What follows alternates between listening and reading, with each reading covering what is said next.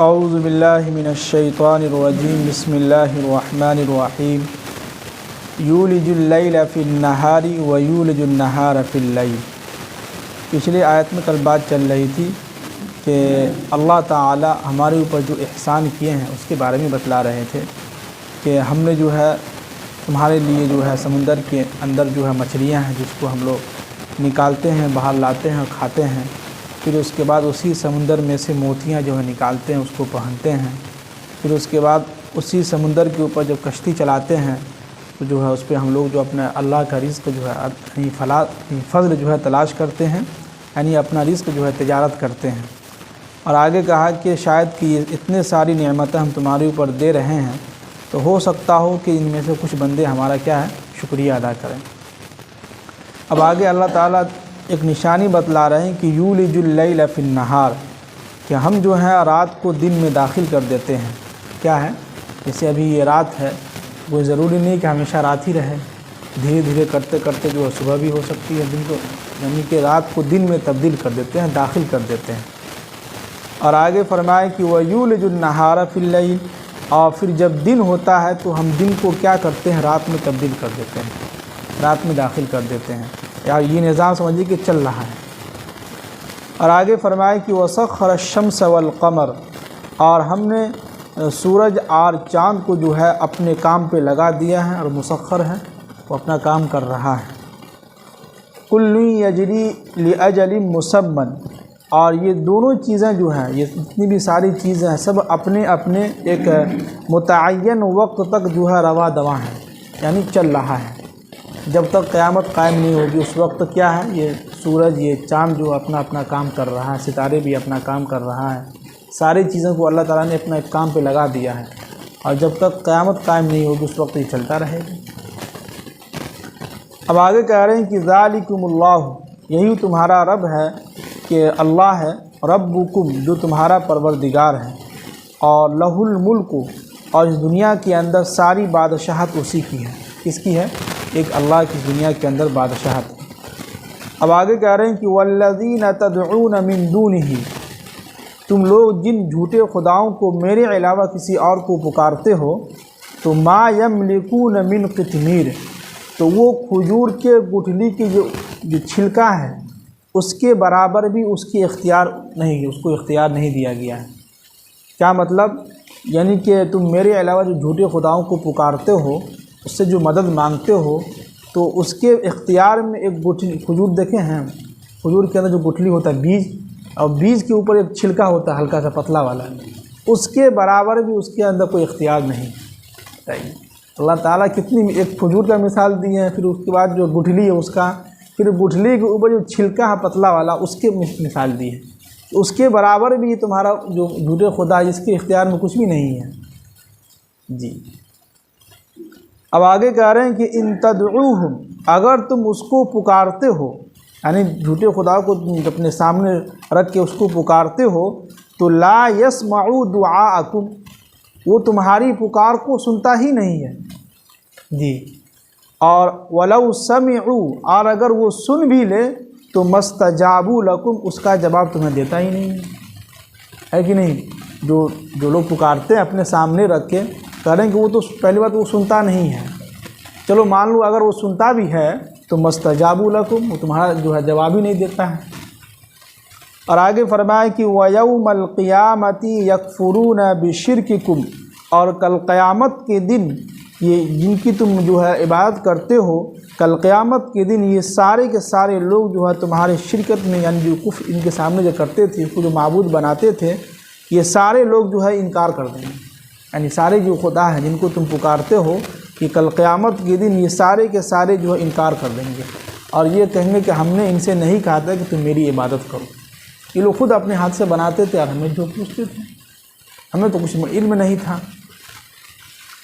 اور آگے فرمائے کہ وَلَا يُنَبِّئُكَ مِثْلُ خَبِيرٍ، اور جس ذات کو مکمل طریقے سے بالکل باخبر ہے، وہ ذات جو ہے تمہیں اس بات سے سمجھیے کہ اس کے علاوہ اور کوئی جو ہے اس طرح سے بتانے والا نہیں ملے گا۔ کیا مطلب؟ جتنی یعنی اللہ تعالیٰ جتنے کھول کے مثال دے کے کہ مان لو یہ ایسا ویسا ہے، جیسے کھجور کی مثال دیا، کھجور کی گٹھلی ہے اس کے اوپر جو چھلکا ہے اس کے برابر بھی تمہارا خدا اس کے اختیار میں نہیں، کچھ بھی اختیار نہیں۔ تو اللہ تعالیٰ کہہ رہے ہیں کہ اتنی باریک باریک باتیں تم کو بتلا رہے ہیں، تم کو سمجھا رہے ہیں، اس کے باوجود بھی تم جو ہے نہیں سمجھ پا رہے ہو، تم ایمان نہیں لا رہے ہو، یہ باتیں ہیں۔ اب آگے کہہ رہے ہیں کہ یا ایھا الناس، اے لوگو، انتم الفقراء الی اللہ، تم سب کے سب اللہ کے نزدیک فقیر ہو، محتاج ہو۔ کیا ہے؟ ہم سب کے لوگ کیا ہیں؟ محتاج ہیں اللہ کے۔ اور واللہ، اور اللہ تعالی هو الغنی، بے نیاز ہے، الحمید، اور وہ خود صاحب تعریف ہے، یعنی وہ بذات خود اس کی تعریف۔ کیا مطلب؟ اس دنیا کے اندر ہم ان کی تعریف کریں یا نہ کریں، اللہ کو کوئی فرق نہیں ہونے والا ہے۔ اگر اس دنیا کے اندر حدیث میں آتا ہے کہ اگر پوری دنیا کے لوگ ہی اللہ کی عبادت نہ کریں تو اللہ کے خزانے میں ذرہ برابر بھی کچھ کمی نہیں ہونے والی ہے، اور اگر پوری دنیا کے سب لوگ اللہ کی عبادت کرنے لگ جائے تو اس کے باوجود بھی اللہ کے خزانے میں کوئی جو ہے زیادتی نہیں ہونے والی، اللہ کو کوئی فرق نہیں ہے، وہ خود بذات تعریف کے لائق ہیں۔ اب آگے اللہ تعالیٰ کہہ رہے ہیں کہ ان یشاء یذھبکم، اگر وہ چاہیں تو تم سب کو، سارے لوگوں کو فنا کر دیں، ختم کر دیں، برباد کر دیں، اور وَيَأْتِي بِخَلْقٍ جدید، اور دوبارہ جو ایک نئے مخلوق کو پیدا کر دیں۔ اللہ کے اختیار میں یہ بھی ہے، اگر اللہ تعالیٰ چاہے اس وقت ہم سب لوگوں کو ختم کر سکتا ہے، اور ختم کرنے کے بعد نئے مخلوق کو پیدا کر سکتا ہے۔ اللہ کے لیے بہت آسان ہے یہ۔ آگے اللہ تعالیٰ کہہ رہے ہیں اور وَمَا ذَلِكَ عَلَى اللَّهِ بِعَزِيزٍ، یہ ساری چیزیں اللہ کے لیے بہت آسان ہے، کوئی مشکل نہیں ہے۔ یعنی اگر ہم اس دنیا کے اندر جو اگر سارے لوگ گناہ کرنے لگ جائیں یا نیک بن جائیں، اگر اللہ تعالیٰ چاہے تو ہم سب لوگوں کو فنا کر سکتے ہیں، ختم کر سکتے ہیں، اور ختم کرنے کے بعد اللہ تعالیٰ ایک نئے مخلوق کو پیدا کر سکتے ہیں۔ اس لیے کبھی کبھی ایسا ہوتا ہے کہ اللہ تعالیٰ جب کسی سے دین کا کام لینا چاہتے ہیں تو غیر مذاہب کو، لوگوں کو، اس کو ایمان کی دولت سے نوازتا ہے، وہ ایمان میں داخل ہوتا ہے، اور داخل ہونے کے بعد اسی سے اللہ تعالیٰ کام لے لیتا ہے۔